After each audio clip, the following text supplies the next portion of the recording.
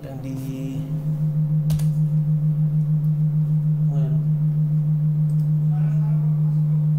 suara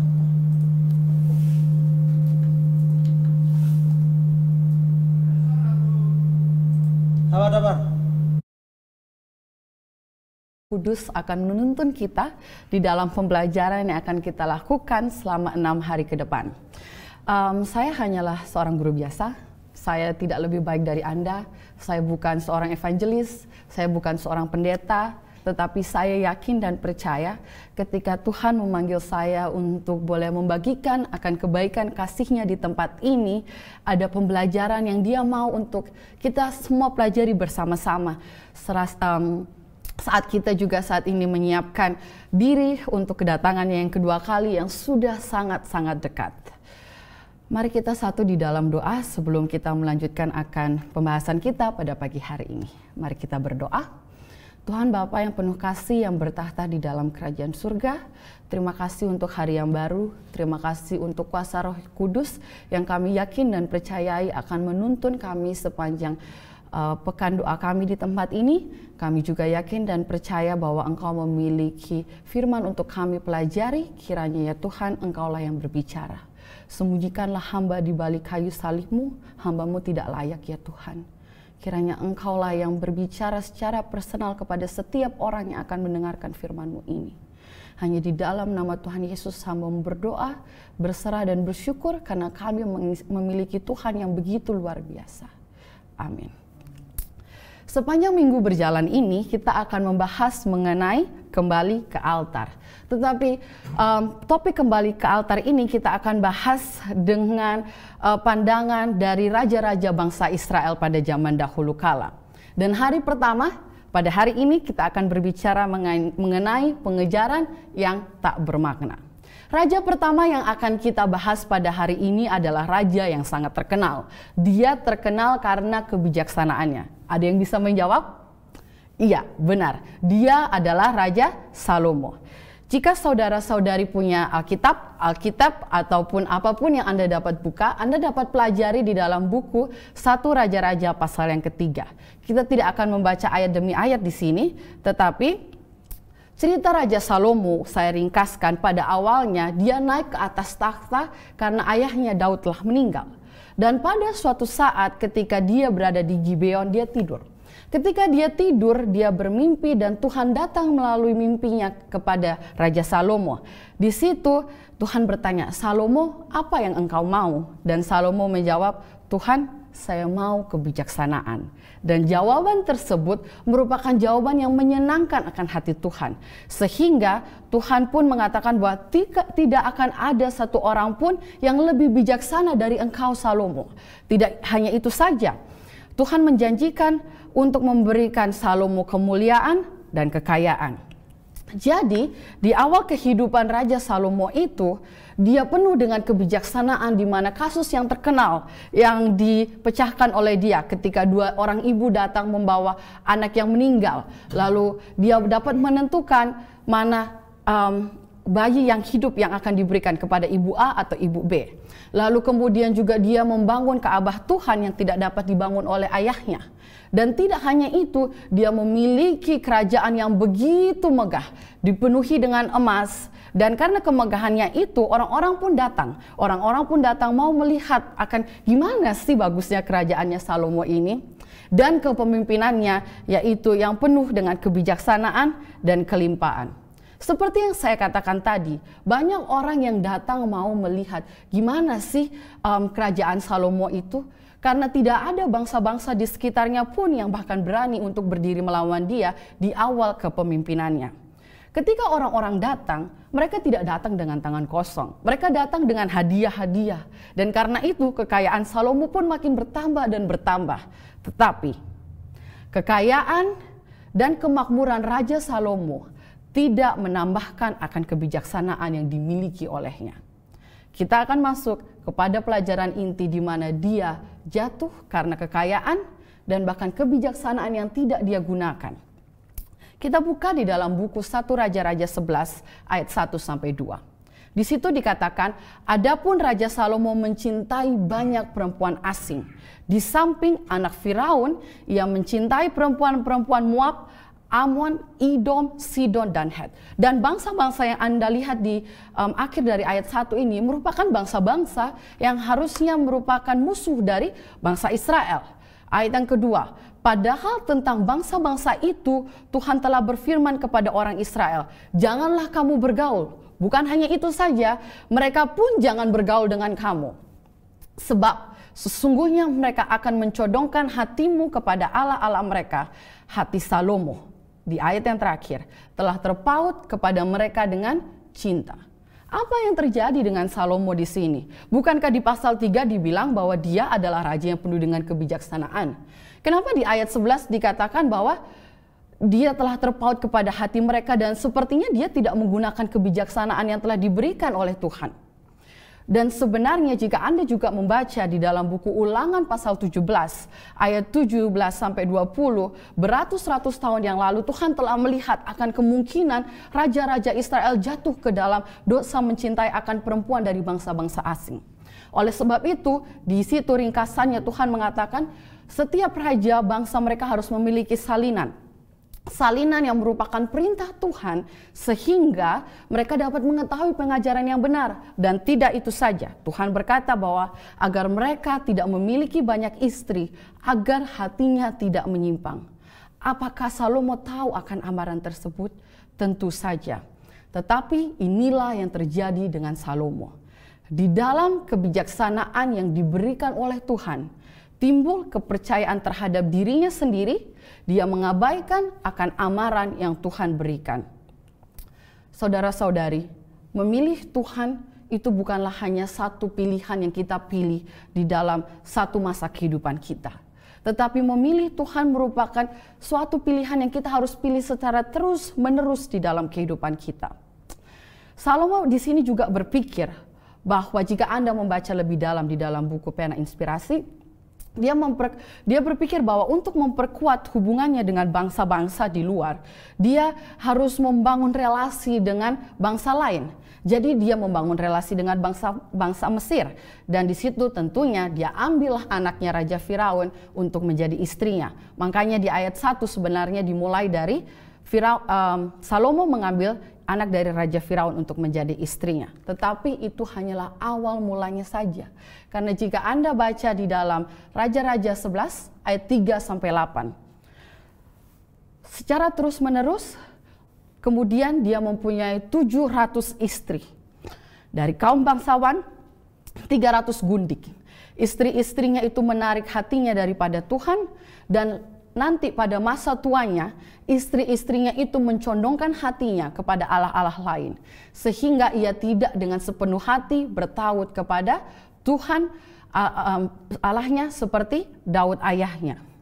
Dan di ayat selanjutnya dikatakan di ayat 5, demikianlah Salomo mengikuti Asyoret, dewi orang Sidon, Milkom, dewi kejijikan sembahan orang Amon. Jadi itu merupakan perlahan-lahan, proses yang terjadi perlahan-lahan dari mengambil satu istri, memiliki banyak istri, dan mulai mencintai akan Tuhan dari istri-istrinya tersebut. Dan di ayat 6 diulangi kembali bahwa dan Salomo melakukan apa yang jahat di mata Tuhan dan ia tidak dengan sepenuh hati mengikuti Tuhan. Jika Anda sadar kalimat ini diulangi 2 kali. Ayat yang keempat dan juga di ayat yang keenam. Tidak dengan sepenuh hati ia mengikuti Tuhan. Saudara-saudari, kita nggak bisa setengah-setengah. Antara kita ikut Tuhan, kalau kita setengah, ujung-ujungnya seperti Salomo. Sama saja dengan kita memilih akan dunia. Dan di ayat 7 kita dapat melihat bahwa pada waktu Salomo mendirikan bukit pengorbanan bagi Kamos, dewa kejijikan sembahan orang Moab, di gunung di sebelah timur Yerusalem, dan bagi Molok, dewa kejijikan sembahan Bani Amon. Demikian juga dilakukannya bagi semua istrinya orang-orang asing itu yang mempersembahkan korban ukupan dan korban sembelihan kepada allah-allah mereka. Apa yang terjadi dengan Salomo yang dulu membangun akan bait Allah yang begitu luar biasa? Kenapa sekarang dia mengizinkan istri-istrinya, bahkan dia sendiri membangun tempat-tempat pengorbanan bagi bangsa-bangsa yang asing, Tuhan-Tuhan yang asil?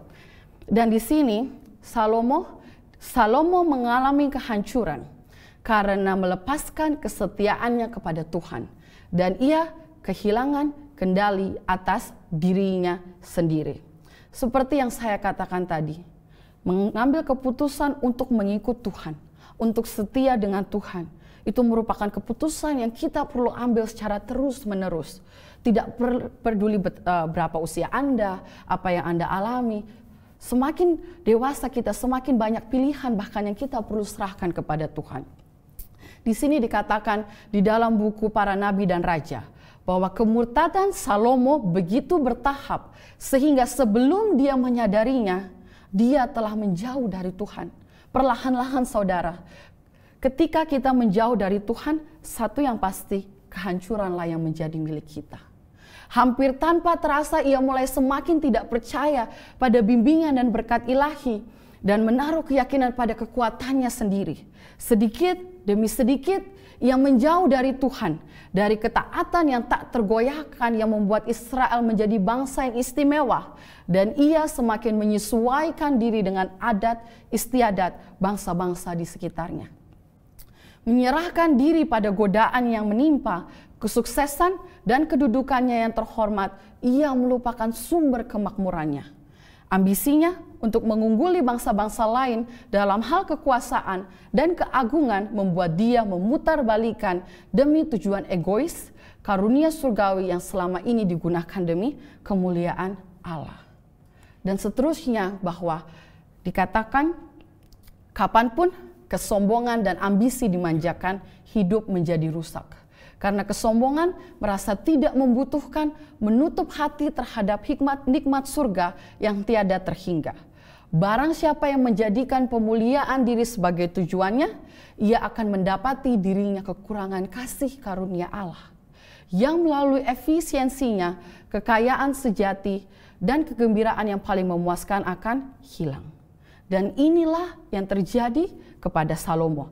Ketika dia melihat akan kebijaksanaannya, ketika dia begitu mendapati banyak kunjungan orang-orang mengagung-agungkan, dan kekayaannya yang begitu luar biasa, dia mulai berjalan perlahan-lahan jauh dari Tuhan dan membawa dirinya sendiri ke dalam kejatuhan. Tetapi karena kejatuhan inilah maka Salomo mengalami pertobatan. Di akhir kejatuhannya itu Tuhan memberikan konsekuensi bagi Salomo, yaitu bahwa kerajaannya pada akhir hidupnya nanti akan terbagi menjadi 2 bagian besar. Dan di situ Salomo sadar bahwa kebijaksanaan yang bersandar kepada diri sendiri mendatangkan kehancuran. Dan dituliskanlah buku Pengkhotbah di dalam pertaubatannya. Jika Anda pernah membaca buku Pengkhotbah, satu tema yang terus-menerus dituliskan di situ adalah mengenai kesia-siaan. Kita baca di dalam ayatnya yang kedua dan 14 dari pasal yang pertama. Ayat yang kedua, kesia-siaan belaka kata pengkhotbah. Kesia-siaan belaka, segala sesuatu adalah sia-sia. Aku telah melihat segala perbuatan yang dilakukan orang di bawah matahari. Tetapi lihatlah, segala sesuatu adalah kesia-siaan dan usaha menjaring angin. Pernahkah Anda menjaring angin? Dapatkah Anda menjaring angin? Coba kalau pulang punya jaring, coba tarik. Bisa nggak menangkap angin? Tidak bisa. Apakah artinya sia-sia belaka? Ketika Salomo mengatakan segala sesuatunya sia-sia, bahkan ketika dia telah menuliskan ini, dia sedang duduk di atas singgasana yang terbuat dari gading. Tangganya terbuat dari emas murni dan bahkan dia diapit oleh 6 singa emas. Salomo juga sedang membayangkan atau melihat akan taman yang dibuat begitu indah yang menyerupai Taman Eden. Dia memiliki taman yang begitu indah dengan tanaman-tanaman pilihan. Dia memiliki taman yang begitu indah dengan binatang-binatang terbaik. Dan bahkan di istananya dia dilayani dengan pelayan-pelayan terbaik, dengan pakaian yang indah, yang dapat melakukan apapun yang Salomo mau. Tidak hanya itu, dia sedang memikirkan akan adegan pesta pora, musik yang dia dengarkan, olahraga yang dilihatnya, dan permainan yang diatur untuk mengalihkan perhatiannya, dan tentunya menghabiskan akan banyak uangnya. Dan apa yang dia katakan dengan semua yang dia miliki ini, segala sesuatunya adalah sia-sia. Seperti apa? Usaha menjaring angin. Di dalam pena inspirasi dikatakan bahwa dengan semua yang dia miliki, itu tidak membawa kebahagiaan bagi raja. Dia duduk di singgasana yang megah, wajahnya cemberut, gelap karena putus asa. Saudara-saudari, power, popularity, prestige, and even pleasure, nothing can fill the God-shaped void in man's life but God himself. Tidak ada satupun di dalam dunia ini yang dapat memenuhi akan kekosongan hati kita, tetapi Tuhan itu sendiri. Salomo di titik kekayaannya, dia penuh dengan kekosongan. Dan bahkan kekuasaan, kepopuleran, dan kesenangannya pun tidak dapat menggantikan akan kebutuhan kita akan Tuhan itu sendiri. Pernahkah saudara-saudari merasakan kekosongan? Mungkin saudara-saudari telah mencapai sesuatu, kesuksesan yang Anda telah damba-dambakan. Tetapi setelah masa-masa kesuksesan, bahagia, pesta pora itu selesai, yang Anda rasakan hanyalah kekosongan. Mungkin itulah yang dirasakan Salomo pada saat itu. Raja yang paling bijaksana dan bergelimang harta telah mengakuinya. Telah jatuh, telah belajar dari hal tersebut. Ada seorang psikoterapis bernama Clay Cockrell. Dia merupakan seorang dokter, psikoterapis untuk orang-orang yang paling kaya di dunia ini. Di dalam satu wawancaranya, dia berkata begini, "Saya seorang terapis bagi orang-orang yang sangat kaya. Tetapi yang dia dapati bahwa mereka sama menyedihkannya dengan kesuksesan yang mereka miliki." Mari berhenti sebentar. Kesuksesan menyedihkan. Kok tidak sinkron? Karena biasanya kalau kita bilang orang sukses bahagia. Tapi di sini didapati bahwa orang-orang yang paling kaya hidupnya menyedihkan. Kenapa menyedihkan? Dikatakan bahwa banyak miliarder tempat saya bekerja mengalami masalah dengan kepercayaan. Tidak memiliki tujuan, berjuang melawan rasa malu, bersalah dan takut. 3 poin yang dia katakan. Mereka tidak mempercayai orang-orang di sekitar karena mereka merasa bahwa mereka hanya akan dimanipulasi. Mereka bermasalah dengan tujuan hidup. Yang dilakukan sepertinya semuanya sudah berhasil. Jadi apalagi yang harus saya lakukan? Yang ketiga, karena mereka bermasalah dengan tujuan hidup, mereka merasakan kebosanan dengan hidup. Sehingga banyak dari mereka yang mengisi kekosongan hidup mereka, hati mereka dengan barang-barang kimiawi. Menyedihkan bukan? Memiliki kesuksesan, bergelimang harta, tetapi kosong hidupnya. Dan di saat yang kita hidupi ini, saudara-saudari, banyak sekali orang yang berlomba-lomba untuk hidup di dalam kekayaan, kepopuleran dunia. Tetapi hanya untuk mendapati bahwa tempat tersebut penuh dengan kesepian dan lelah. Pernahkah Anda mendengar berita-berita mengenai pesohor dunia? Kalau Anda suka K-pop, sudah berapa artis Korea yang bunuh diri karena kesepian? Bukankah mereka punya begitu banyak followers? Bukankah mereka juga punya begitu banyak harta? Dan sudah berapa banyak artis di Hollywood yang meninggal karena obat-obat terlarang, atau bahkan mereka memilih untuk mengakhiri hidupnya. Mengapa? Karena hidup hanya penuh dengan kepentingan pribadi yang tidak ada Tuhan di dalamnya, adalah penuh dengan kesepian. Dan karena itulah di akhir buku Pengkhotbah, jika saudara-saudara mau baca, coba baca buku Pengkhotbah. Dikatakan di akhir kata-kata di dalam Pengkhotbah 12 ayat 13-14. Akhir kata dari segala yang didengar ialah takutlah akan Allah dan berpeganglah pada perintah-perintahnya, karena ini adalah kewajiban setiap orang. Salomo di awal buku Pengkhotbah mengatakan semuanya adalah sia-sia. Tetapi di akhir buku tersebut kita diingatkan semuanya yang ada di dunia ini adalah sia-sia, maka kita diajarkan untuk berpegang kepada perintah-perintah Tuhan. Salomo tahu dengan benar bahwa awal dari kejatuhannya adalah ketika dia bersandar kepada pengertiannya sendiri. Dan dia menghiraukan akan perintah Tuhan. Dan maka dari itu dia mengatakan di ayat yang terakhir, kemudian karena Allah membawa setiap perbuatan ke pengadilan yang berlaku atas segala sesuatu yang tersembunyi, entah itu baik, entah itu jahat. Tidak ada yang bisa kita sembunyikan dari Tuhan. Mungkin Anda dapat menyembunyikan dari orang-orang di sekitar Anda, tapi Tuhan melihat hati kita. Apakah motif dari segala sesuatu yang kita lakukan? Apakah Tuhan diagungkan dengan jabatan kita? Apakah kita memuji Tuhan dengan setiap perbuatan yang kita lakukan? Ingatlah bahwa sia-sialah hidup jika bukan Tuhan yang menuntun. Jika bukan Tuhanlah yang diagungkan di dalam kesuksesan, di dalam kekayaan, dan kebijaksanaan yang kita miliki. Dan pada pagi hari ini, saya membawa kabar baik. Sama seperti Salomo yang bertobat dan kembali ke altar Tuhan, kita juga memiliki kesempatan yang sama. Saya tidak tahu Anda ada di titik mana saat ini. Mungkin Anda sudah puas dengan hidup Anda.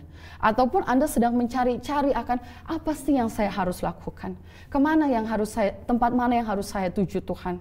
Bagaimana saya harus mengelola ini atau mengelola itu. Tapi firman Tuhan berkata, carilah dahulu kerajaan Allah, maka semuanya itu akan ditambahkan kepadamu. Tidak ada cerita merinci mengenai pertobatan Salomo. Tetapi satu yang pasti, ketika dia menyadari akan keadaannya, ketika dia sadar akan pentingnya Tuhan di dalam kehidupannya, dia kembali. Dan undangan yang sama juga diberikan kepada kita untuk datang kembali kepada Tuhan. Apa yang sedang saudara gumuli saat ini? Tuhan segera datang dan dia sangat rindu bagi kita untuk boleh bersama-sama dengan dia. Dan di hari pertama ini, satu hal kita diingatkan untuk kembali ke altarnya. Karena segala sesuatu di dunia ini tanpa Tuhan adalah kesia-siaan belaka. Mari kita satu di dalam doa. Tuhan Bapa yang bertata di dalam kerajaan surga, terima kasih karena Engkau adalah Bapa yang selalu mau untuk menjangkau akan kami anak-anak-Mu. Seringkali seperti Salomo ya Tuhan, kami menyia-nyiakan akan berkat yang Engkau telah berikan. Tolong ampuni kami. Dan tolong ajarkan kami sebagai anak-anak-Mu untuk boleh bergantung sepenuhnya kepadamu. Dan jika ada yang di antara kami saat ini bergumul untuk kembali kepadamu ya Tuhan, tolong ingatkan kami bahwa Engkau menerima pertobatan Salomo dan Engkau akan menerima pertobatan kami juga. Terima kasih karena Engkau akan segera datang dan menjemput kami. Terima kasih karena Roh Kudus masih bekerja di dalam hati kami masing-masing. Tolong ya Tuhan, bersama-samalah dengan kami hari ini. Ingatkanlah kami akan firman-Mu ini, dan apapun yang kami lakukan hari ini, kami mau bawa kembali untuk kepujian dan kemuliaan bagi nama-Mu saja. Terpujilah ya Tuhan nama-Mu dari sekarang sampai selama-lamanya. Amin. Kita patut mengucapkan terima kasih kepada Ibu Amanda Puspita Dewi atas firman Tuhan yang telah dibagikan. Kiranya kita memilih menjadi bijak dan menjadi pelaku-pelaku firman Tuhan dalam kehidupan kita, khususnya dalam pelayanan kita di rumah sakit ini. Pemirsa, rangkaian acara Pekan Doa hari ini telah berakhir. Baik, kita akan mendengarkan ucapan terima kasih dari Dr. Roy David Sarumpait, dokter spesialis THT, BKL MMRS, selaku Ketua Pengurus Yayasan Rumah Sakit Advent Bandung, dan akan dilanjutkan dengan yel-yel dan motivasi dari Dr. Alvin Rantung, spesialis KFR, selaku Direktur Rumah Sakit Advent Bandung. Besok kita akan kembali mendengarkan firman Tuhan dengan judul Memeluk Harapan. Oleh sebab itu, Bapak, Ibu, Saudara-saudara pemirsa, dimanapun berada, jangan lupa ajak teman, saudara, sahabat, kerabat dekat untuk dapat hadir pada hari esok di jam dan link yang sama. Akhir kata, saya, Stephen Afrino Lego, dan seluruh kru studio yang bertugas undur diri. Selamat pagi, selamat melayani, Tuhan memberkati.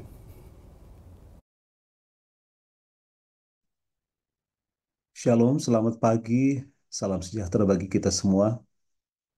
Terima kasih, pada pagi ini kita boleh diingatkan tentang satu cerita yang kita semua sudah sama-sama tahu, tetapi memahami dari sudut pandang bahwa kita boleh meniru apa yang dilakukan oleh Salomo.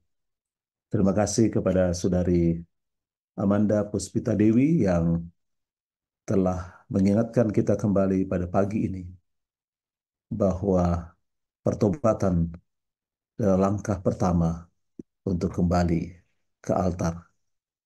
Tuhan kiranya memberkati sepanjang minggu di depan sehingga apa yang akan disampaikan kembali membuat kita semua mengerti bahwa dunia ini hanya sementara. dunia ini akan diakhiri dengan kedatangan Kristus yang kedua kali. Dan semakin hari, semakin dekat kedatangan Kristus yang kedua kali. Tuhan kiranya memberkati kita, dan mari kita ikuti dengan baik. Kita membuka pintu hati kita terhadap Roh Kudus untuk mengingatkan kita bagaimana kita bisa hidup di akhir zaman ini. Tuhan memberkati. Shalom, Assalamualaikum warahmatullahi wabarakatuh. Salam sejahtera bagi kita semuanya. Kita bersyukur sepanjang satu pekan ini kita akan mengikuti kembali rangkaian. Kita akan mendengarkan Tuhan bersabda kepada kita melalui hambanya, Saudari Amanda Puspita Dewi. Kita berdoa dan menyambut tantangan firman Tuhan yang sudah diberikan pada hari pertama ini. Ketika Allah mau karakternya menjadi bagian kita, tabiatnya itu yang akan mempersiapkan kita, itulah yang akan kita cari pada saat ini. Itu yang akan kita minta dalam doa kita yang sungguh-sungguh. Itu yang akan kita buka hati kita agar roh Allah, asma Allah tinggal di hati kita, mengubahkan tabiat kita yang sombong menjadi rendah hati, tabiat kita yang kasar menjadi lemah lembut, tabiat kita yang pemarah menjadi sabar, tabiat kita yang serakah menjadi orang yang bermurah hati, tabiat kita yang cinta diri menjadi orang yang mau mengasihi dan melayani dan mengampuni orang-orang lain. Biarlah ini akan menjadi bagian pengalaman kita. Pikiran kita tertuju kepada Dia. Ketika setan menawarkan berbagai hal yang ada di dunia ini, maka ketika kita mengambil kesempatan melalui firman Tuhan pada saat ini, maka kita akan berada pada jalur dan tempat yang benar. Oleh karena itu kita akan bersemangat dalam melakukan pelayanan hari ini. Kepada teman-teman yang sudah melakukan pelayanan sepanjang malam, terima kasih. Biarlah akan ada pemulihan ketika kita kembali. Dan bagi kita akan melanjutkan pelayanan pada pagi hari ini, kita akan melakukan dengan penuh semangat dan penuh sukacita. Sehingga kita akan menjadi berkat bagi orang-orang yang ada di sekitar kita, yang akan ditarik oleh kuasa Tuhan untuk mengenal Dia dan datang kepadanya melalui kita semua di tempat ini. Dan kepada tamu-tamu yang sudah menghadiri kegiatan kita pada pagi hari ini, saya mengundang untuk besok kembali. Kita akan setiap pagi bersama-sama dengan Rumah Sakit Advent Bandung. Kalau boleh kita mengajak lebih banyak lagi keluarga kita, sahabat kita, untuk mendengarkan, mendapatkan kekuatan melalui pengalaman firman Tuhan. Bagi kita akan melayani, saya akan memberikan semangat kita pada pagi hari ini untuk pelayanan kita. Pagi tim! Pagi.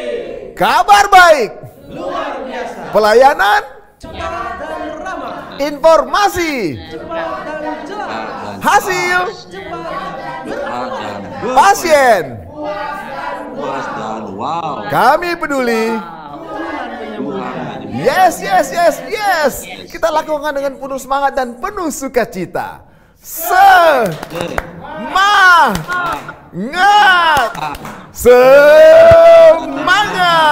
Rumah Sakit Advent Bandung. Tangguh, siap, selamat. Oleh karena itu kita akan melakukan pelayanan hari ini dan seterusnya dengan hati kita dan dengan penuh kasih, karena kasih itu wow banget. Selamat melayani, Tuhan memberkati kita semuanya.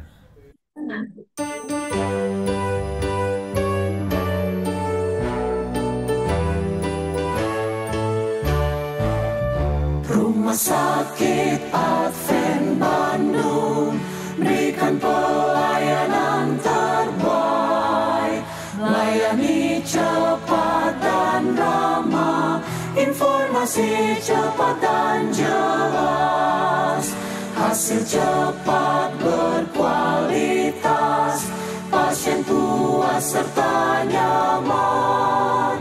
Pada pasien kami peduli, Tuhan yang menyembuhkan. Kami melayani dengan kasih, kerjasama, aktif proaktif, santun integritas, serta hidup sehat. Itulah budaya kerja kami. Rumah Sakit Advent Bandung, salurkan kasih ilahi. Rumah Sakit